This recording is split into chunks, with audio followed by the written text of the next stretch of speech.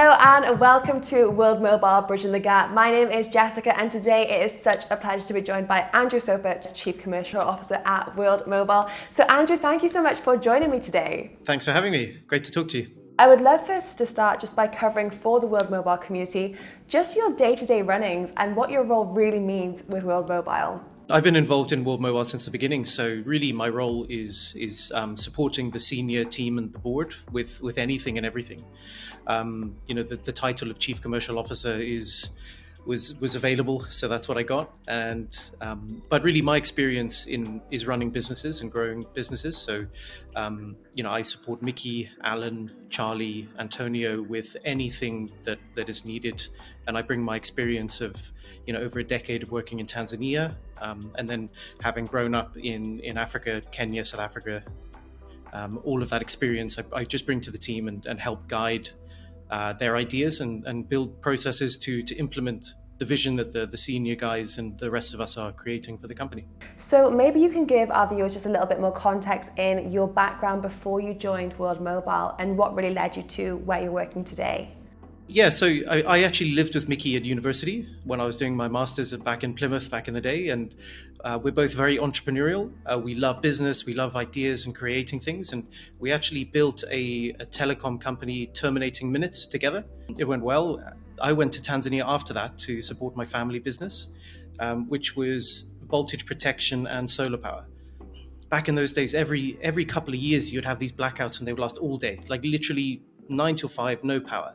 So by adding a solar panel onto the battery systems, you basically end the day with your batteries full. So that means your batteries now can work at night and you're still ready the next day to carry on work. And you're not spending any money on diesel. And that to me was like a real winner. You get a happy customer, you're reducing diesel spend in the world and diesel use, and you're giving the customer a really reliable product, and basically built on that. And we ended up doing loads of projects. I did a lot of work with telecom batteries. So I was the representative for North Star batteries in Tanzania, well, East Africa actually, but mainly in Tanzania. And just anything battery, anything solar, I was all over it. Absolutely. And this kind of led you to see the opportunities there and I guess a gap in the market. So when you did reunite with Mickey, there was certainly a lot to talk about then. Exactly. So during my travels, I was looking for many opportunities. So I had a different business partner in Tanzania, somebody really experienced with grid utility power.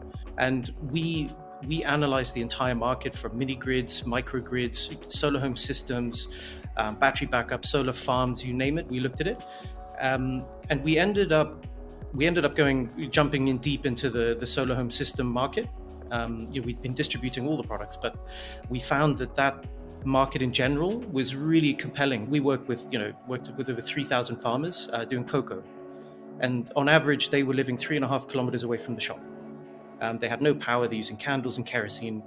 The quality of light is terrible. So by providing these farmers with clean, safe, renewable energy with the latest technology, we were using the first lot of lithium-ion batteries.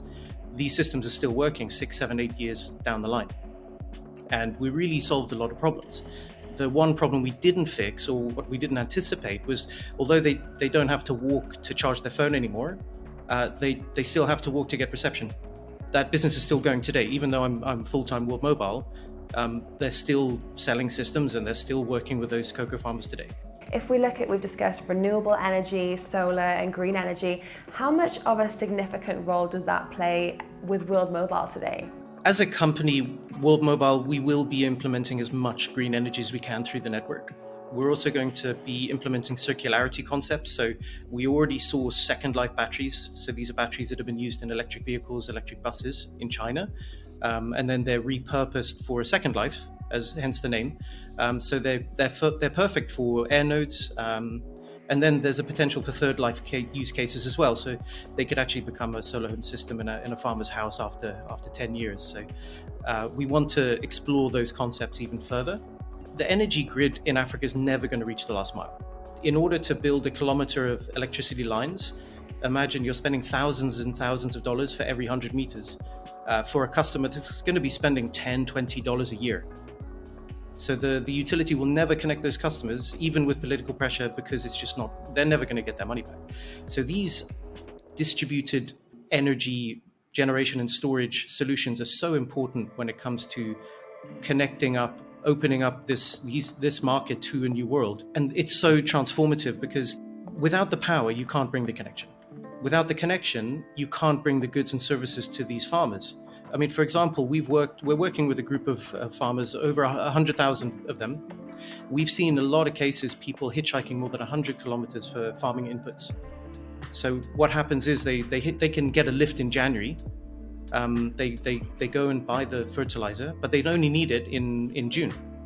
So they're sat on fertilizer for 6 months. It doesn't do the job half as well as it should do. And then they've locked up their money for 6 months as well. And it's purely down to not being able to communicate to that vendor that they need the fertilizer. Or they have the cash in January because they've just done a harvest, and that's the only time that they can pay for it because they don't have a bank or they can't access loans. So our core driver as World Mobile is opening up that new world and bringing online these masses and masses of users. It's going to be absolutely life-changing, transformative stuff for them not to have to hitchhike. They can get this fertilizer delivered to them. It's going to be half the price. And we're going to be able to facilitate financial inclusion through loans, through crop insurance, through all sorts of goods and services that are available out there in the world who just don't have access to these customers. And that's what we're trying to fix. And it's so exciting, and there's been some key milestones that I feel like have already been met in 2021 and even before then when it comes to kind of partnerships and cooperations. I'd love to ask you now, when it comes to the next steps of the rollout, what kind of things are particularly exciting to you, things that you're looking ahead to that from the organization standpoint will really help bring World Mobile to the next level? We've split our strategy into 3 layers. We're not going to talk about the 3rd layer because it's internal still, and it's going to be very disruptive to the entire telco business model. So at the moment, our business model is to roll out Wi-Fi handoff air nodes. So this is how the user connects to the internet. It's through Wi-Fi. In order to connect that Wi-Fi, call it a Wi-Fi hotspot air node, we use different types of backhaul. So we're not a one-size-fits-all. We're not building a tower using the traditional spectrum to connect it all up. And then within a few kilometers around there, you get good 3-4G coverage. That's not our business model. We're using all types of solutions to get to the village as cheaply as possible and give them the internet that they need.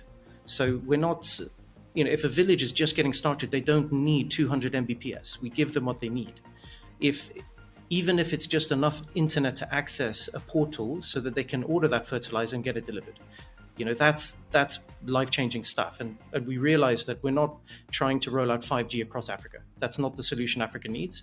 They just need some connection to get started. And we're gonna build this hybrid network and give the best solution where it's needed. Fantastic. So the next few years then, because we focus a little bit more on the short term, and you've said there's a 3rd layer, which we can't mention yet, still internal. But the next few years, when it comes to maybe goals or objectives of World Mobile, are you able to pinpoint some that are open to the public knowledge of objectives for World Mobile? We're going to be releasing our mission, vision, values fairly soon. We will definitely have user acquisition as a mission. So however many millions of users when, in a time frame. We will have, revenue targets to hit as well. But I think the short term, it's not about the network that's important right now. It's about creating the ecosystem and the foundations for us to scale. At the moment, it's exactly as difficult to install one air node as it is to install 1,000 for us right now. That we are in a forming process where we're building the teams, we're building the contracts with vendors, we're doing all of this market entry assessment. And in order to build a physical infrastructure, it takes time to get started. But once you start, the momentum carries you through, and you can scale exponentially from there. Yeah, in terms of our targets, it's more about just building a team, building processes so that we're ready to scale in a really organized way. And we don't have to go back in 6 months and start fixing things or changing ideas. We get it right from the start, and we scale from there. and then it's full steams ahead. Andrew, thank you so much. You've actually provided a lot of clarity on things that are happening on the ground with World Mobile. I'm really excited to see how the next few months play out. And congratulations, it sounds like you've been very busy indeed. So thank you so much for taking some time to share your thoughts with me and the rest of the community. You're welcome, Jess. Thanks for having me. You're very welcome. Well, thank you guys so much for watching as well. And make sure to subscribe to the YouTube and Telegram channels to not miss any more World Mobile updates.